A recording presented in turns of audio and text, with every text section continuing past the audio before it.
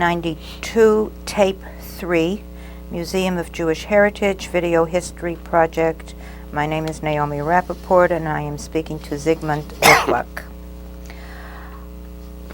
We ended the last tape where you were asked and witnessed trials, I guess they would call them, in Dachau. Right. Were they in Dachau itself? Yes.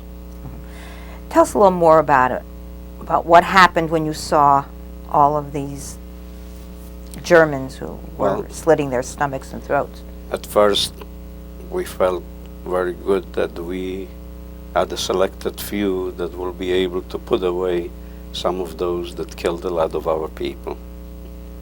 We felt good that we will be able to point our fingers at as many as possible, and that justice will be done to them. What means justice? It won't bring back those that died, that got killed, but at least they will be punished for their crimes. After a week's time, we didn't feel this way. We saw our difficulties, and we saw that we can't even get them to have a jail sentence. We felt terrible. Until the day where we saw how quickly a German got the death sentence for killing just one American paratrooper. That question stuck in our minds. Why is that one American's life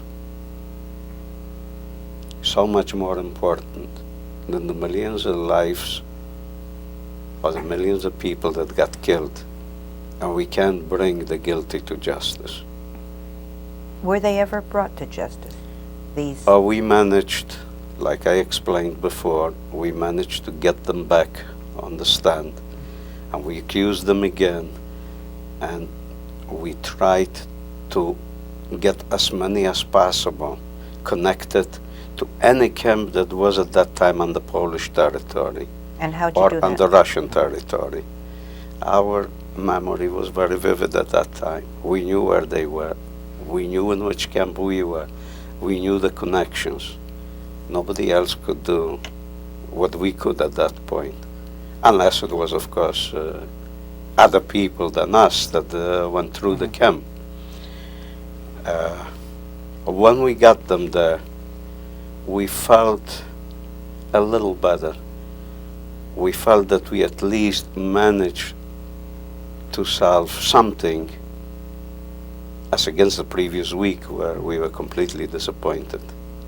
Our satisfaction was when we walked through the camp and saw one or two with the cut throats or cut stomachs where they committed suicide, being afraid what will happen to them in Poland or in Russia, where they knew that they couldn't escape that. We also knew that we did manage to send a good number of them to the Polish authorities and to the Russian authorities. You showed me some pictures earlier of Dachau, I believe it was. Yes, while we were there, we figured we will take some pictures. There was one area where it was selected to be a shrine for approximately 238,000 killed at a special spot in Dachau. And we took a picture there. They are Jews who were killed? Jews who were killed in Dachau. In Dachau? Yes. And this was taken when? This was taken during the 2-week stay at the war crime, when we were witnesses to the war crime trial. There was a hanging tree in Dachau, used, of course, against Jews, and whoever was in Dachau was not completely Jewish. It was a mixed camp, a lot of nationalities there. We took a picture around that hanging tree. Were these pictures ever used as evidence against these? I don't think that those particular pictures were used, but they were on the grounds of Dachau, and the authorities had those pictures without us being there. There's another picture near the crematorium in Dachau And that too was taken at that And time. that too was taken at the same time, at the same camp, of course. I had a couple more, but they are faded enough that you couldn't Yeah. recognize the faces. One at a special set-up table, like where people were tortured either by trying to hang them to a wooden pole, or made them sit and fit with their legs into a special opening in order to lay down on the table and be beaten this way. There was another picture right in the center of the where the crematoriums were, but those pictures are not clear, so there's no, you couldn't see anything in them. How long did you spend in this with this work? A little more than 2 weeks. Came back home. Home was where? Home was Bindamichel at that time. Yeah. We told our story, and all those that were in camps were happy that we managed to do something.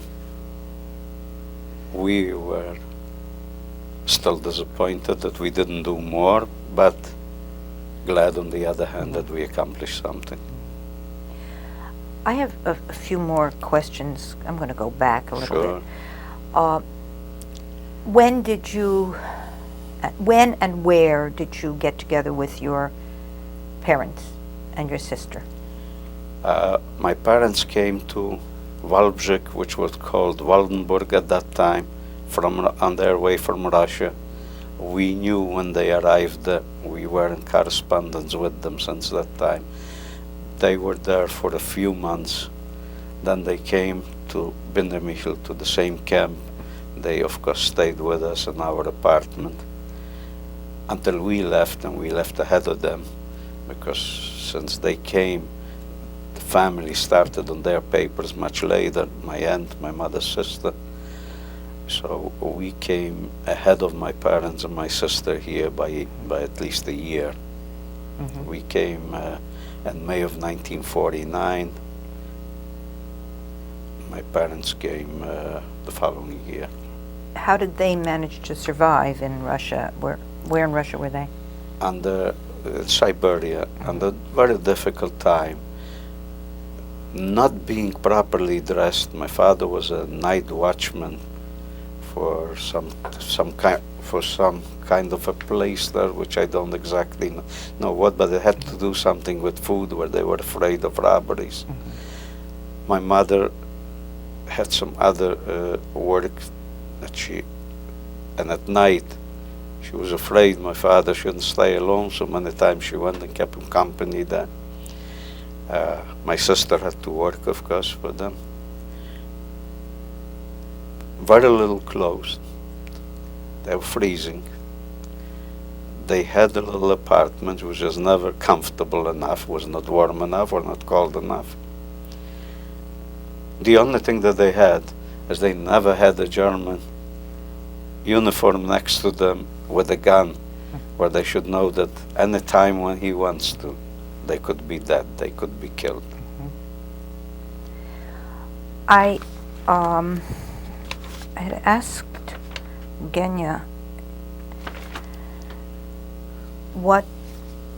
how you shared this with your children. I presume that this is something you talk about. We did talk a lot about it between us. In fact, with all our friends. It was like therapy for us. We didn't go to psychiatrists. We talked between ourselves. We always managed to talk about it. With the children, we didn't for a long time.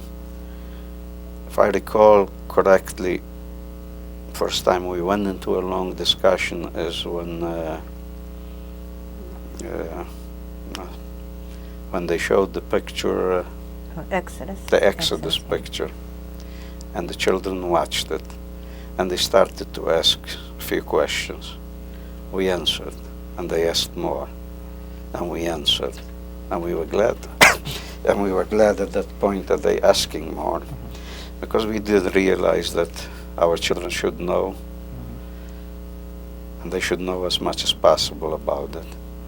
And then they went more heavily into it, and we were glad and explained everything they wanted to know. But we were not the first one to burden them with it immediately. We waited for them to approach us with it. And the Exodus, when it came out, was the perfect timing for it. Do you maintain any contact with some of the people you were in the labor camps and in the various concentration camps? Yes, we do. I meant you yourself. I'm not talking about the No, I DP do. camps. I do. I do. There are lots of people that live in Canada. Whenever we visit them, we manage to visit a few of those that we've spent time in camp together. We have some that are strewn throughout the country, whether it's in California or in another state. We are in touch. We do talk. And let me say this here. Whenever we do get together, there is a certain tie between us that I don't know how to explain how close it is.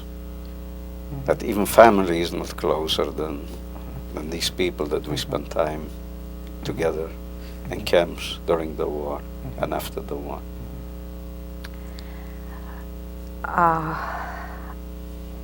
Is there anything you want to add to this? Well, I think we did pretty good so far.